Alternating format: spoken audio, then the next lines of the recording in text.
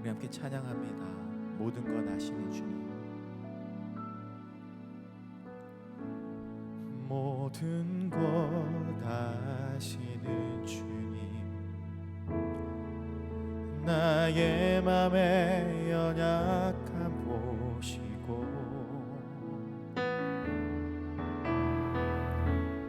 부족한 그 모습대로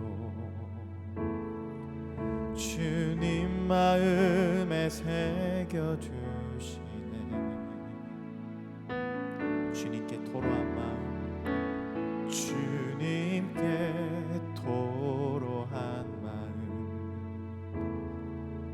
하나하나 헤아려 주시니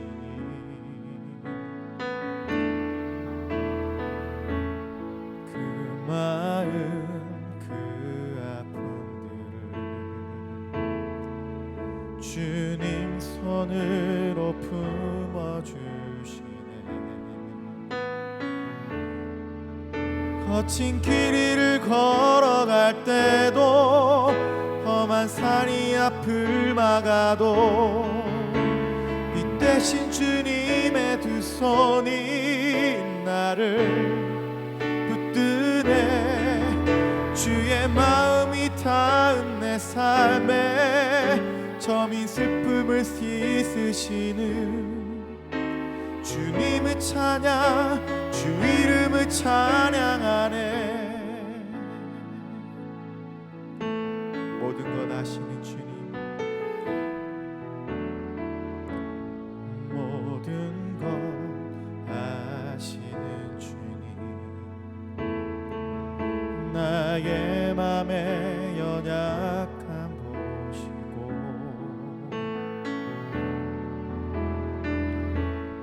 부족한 그 모습대로 주님 마음에 새겨주시네. 주님께 토로한 마음, 주님께 토로한 마음 하나하나 헤아려 주시니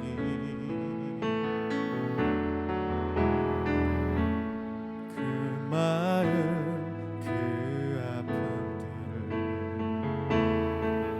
주님 손으로 품어주시네. 거친 길 위를 걸어갈 때도 험한 산이 앞을 막아도 빛 대신 주님의 두 손이 나를 붙드네. 주의 마음이 닿은 내 삶에 점인 슬픔을 씻으시는 주님을 찬양, 주 이름을 찬양하네. 거친 길 위를 걸어갈 때도 험한 산이 앞을 막아도 빛 대신 주님의 두 손이 나를 붙드네. 주의 마음이 닿은 내 삶에 점인 슬픔을 씻으시는 주님을 찬양, 주 이름을 찬양하네. 거친 길 위를 걸어갈 때도 험한 산이 앞을 막아도 빛 대신 주님의 두 손이 나를 붙드네. 주의 마음이 닿은 내 삶에 점인 슬픔을 씻으시는 주님을 찬양, 주 이름을 찬양하네. 주님을 찬양, 주님을 찬양, 주 이름을 찬양하네.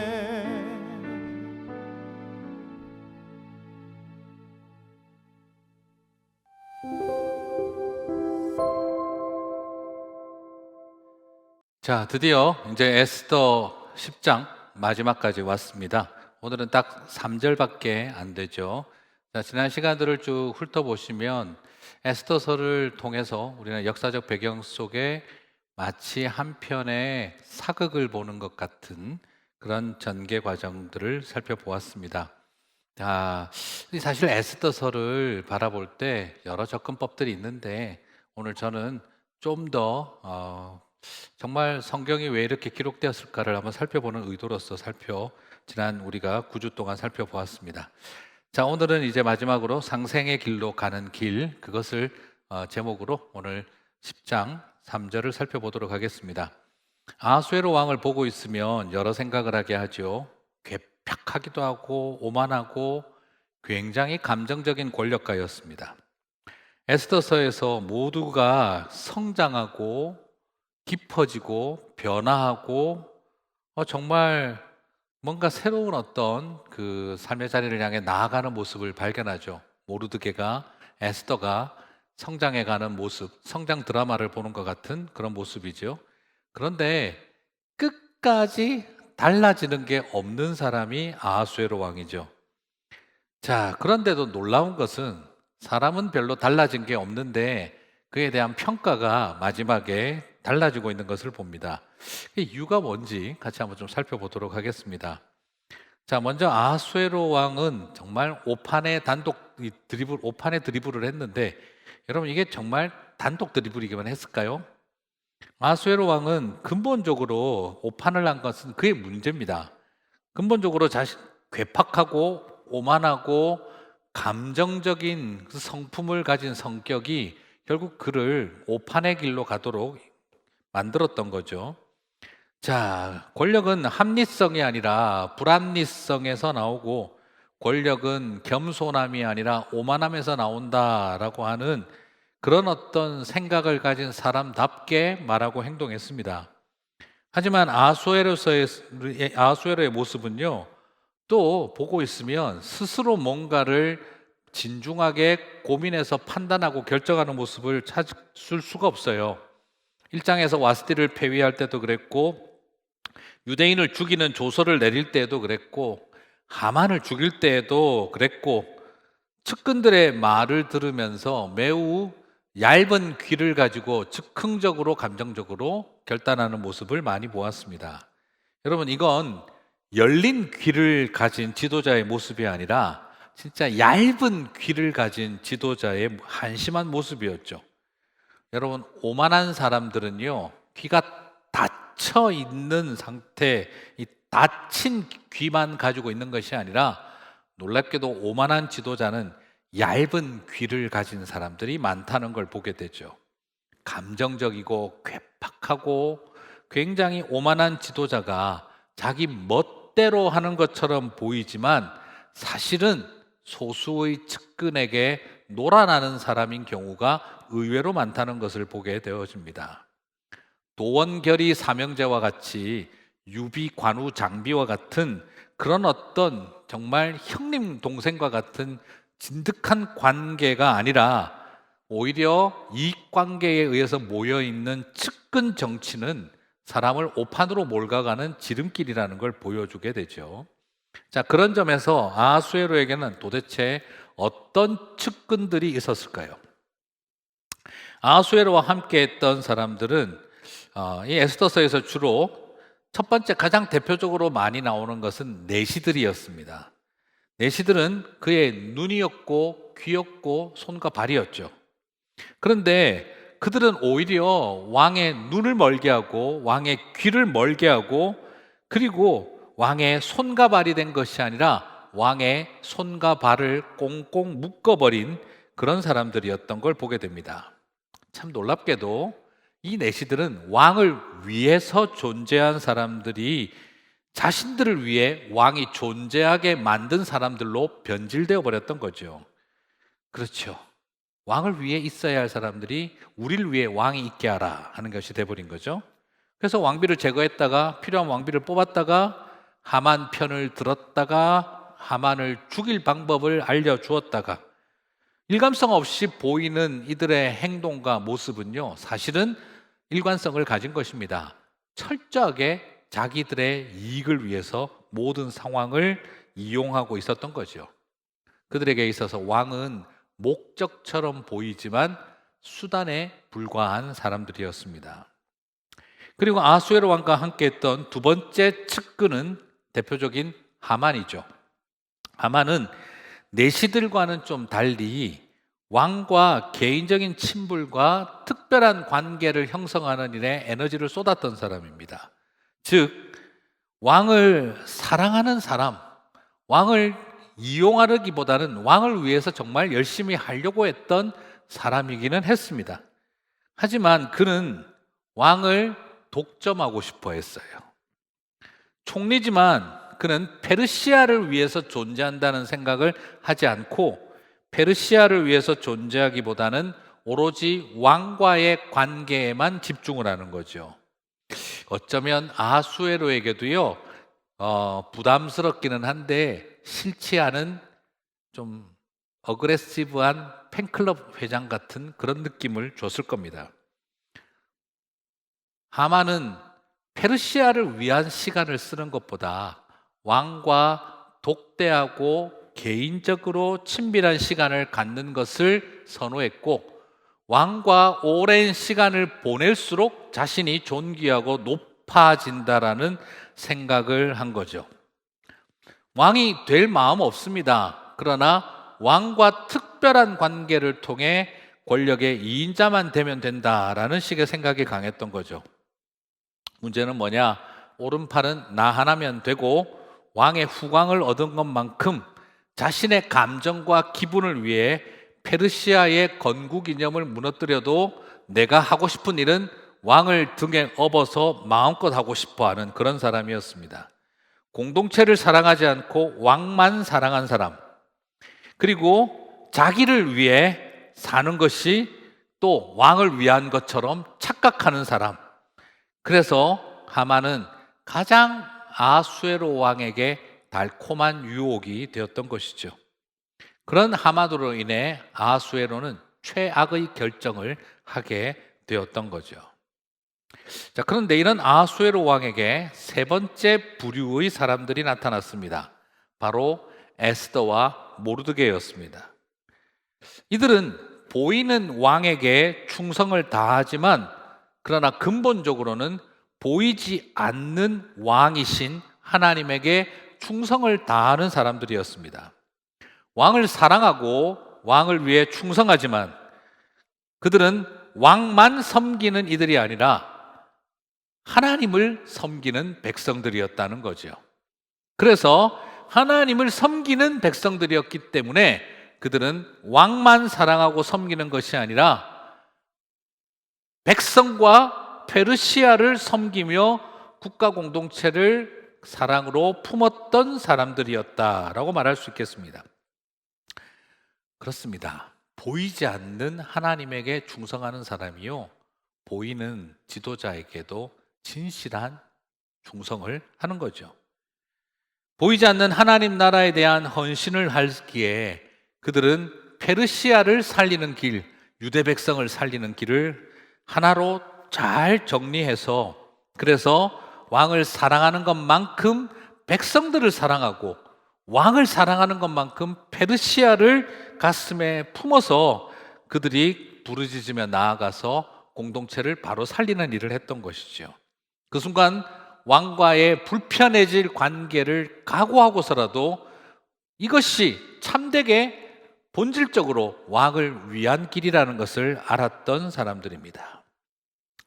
내시들은 왕에게는 관심 없고 자기들의 욕심에 모든 것이 가 있었고, 하만은 페르시아와 백성보다는 왕과의 친밀한 관계에만 즉 마음이 가 있었고, 그들은 그런 모습으로 오히려 괴팍하고 오만하고 감정적인 아수에로를 잘 이용하고 있었던 거죠.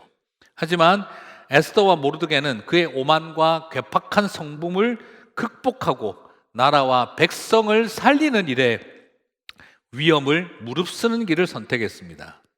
그 결과 아수에로라고 하는 사람의 성품은 달라진 게 하나도 없는데, 에스더와 모르드게와의 만남으로 인하여 아하수에로는 업적과 평판이 남다른 자리로 서게 되는 것을 보게 됩니다.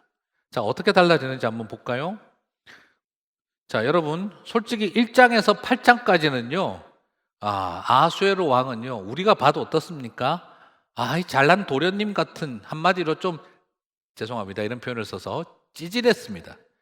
지금까지 했던 우리 이야기 아시죠? 무책임하고, 부끄러운 줄도 모르고, 그냥 그렇게 살아왔던 왕이었어요.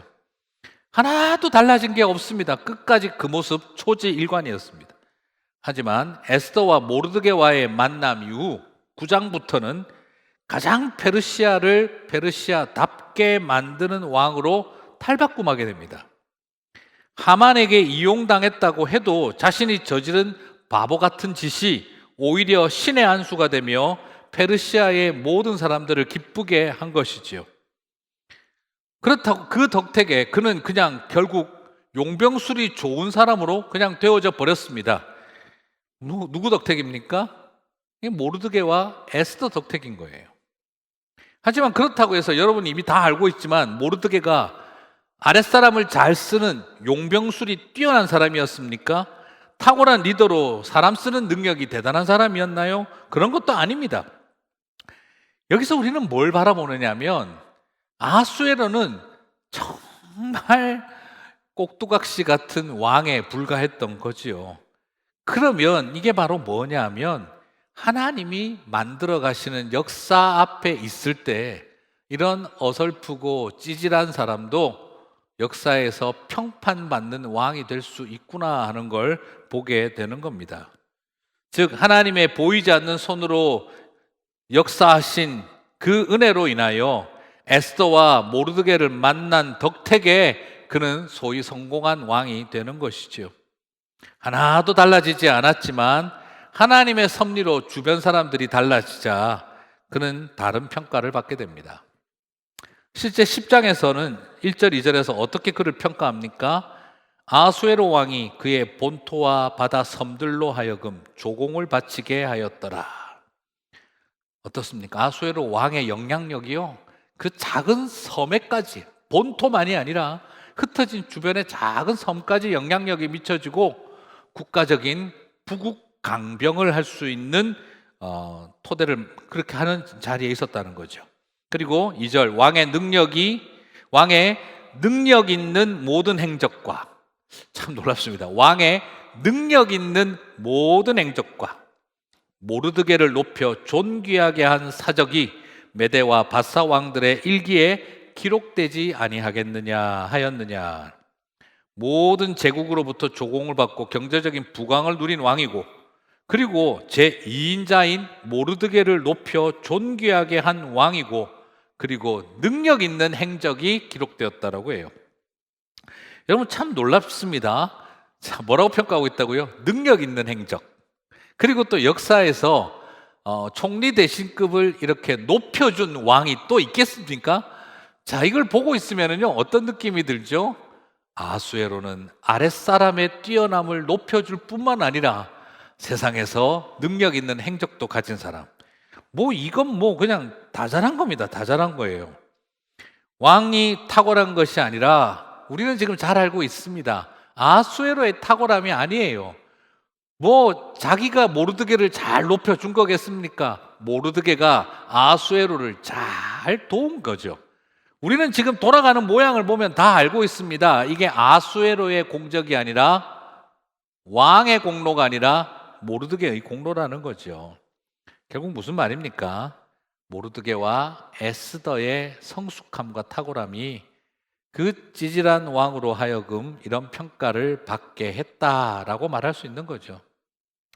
에스더서를 보면 정말 군고구마 10개 같은 아수에로가 역사에서 이런 평가를 받도록 하게 한 것은 참 놀라운 일이다 싶습니다.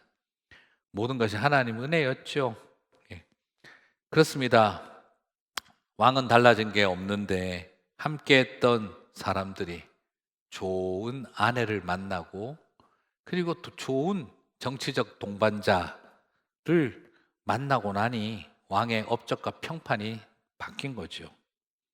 이렇게 하나님은 자신이 종들을 살리고 자기 백성을 살리는 것만으로 끝내지 않고 이 페르시아라는 나라를 행복하게 하고 아수에로 같은 왕을 존경받는 왕이 되게 만들어 주셨던 거죠.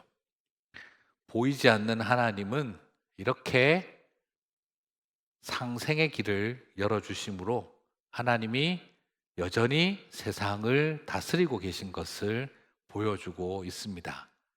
겉보기에는 아수에로가 다스리는 세상처럼 보이지만 은밀하게 보이지 않는 중에 역사하시는 하나님이 그를 또한 복되게 하고 있구나 하는 걸 보여주고 있는 것이죠. 자, 그러면 한 가지 여기서 10장 마무리하면서 그런데 살짝 걸리는 게 있습니다. 왜 에스더 이야기를 빠뜨렸을까? 2절에서 본 것처럼 역사는 아수에로의 업적을 드러내고 3절에서는 모르드게의 탁월함을 드러내고 있어요. 그런데 마무리를 하면서 왜 에스더 이야기를 다루고 있는 것이 아닐까요? 우리는 다 알고 있습니다. 아수에로가 잘한 게 아니라 모르드게가 잘한 거고요. 또 하나 더 알잖아요. 모르드게가 잘한 겁니까? 에스더가 잘한 겁니까?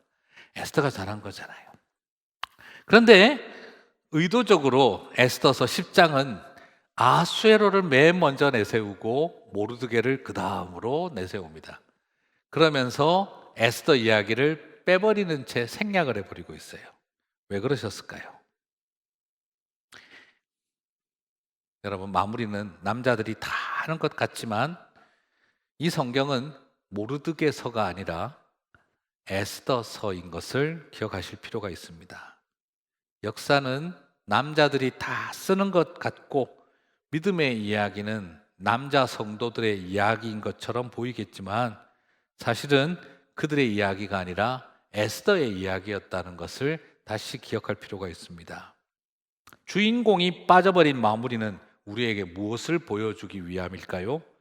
주인공 에스더가 빠진 것을 통해서 오히려 이것은 진짜 주인공이신 하나님을 바라보도록 하고 있다는 겁니다.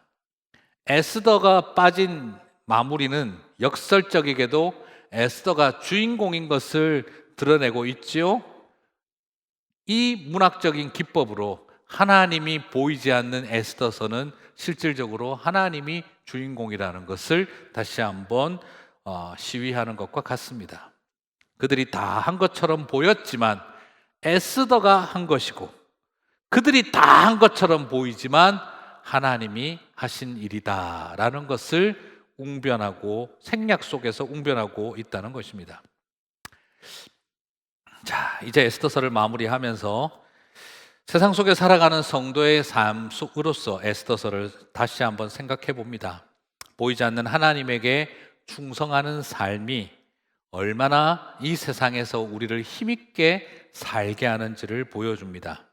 보이지 않는 하나님을 읽으며 사는 삶을 연습하시게 되기를 바랍니다.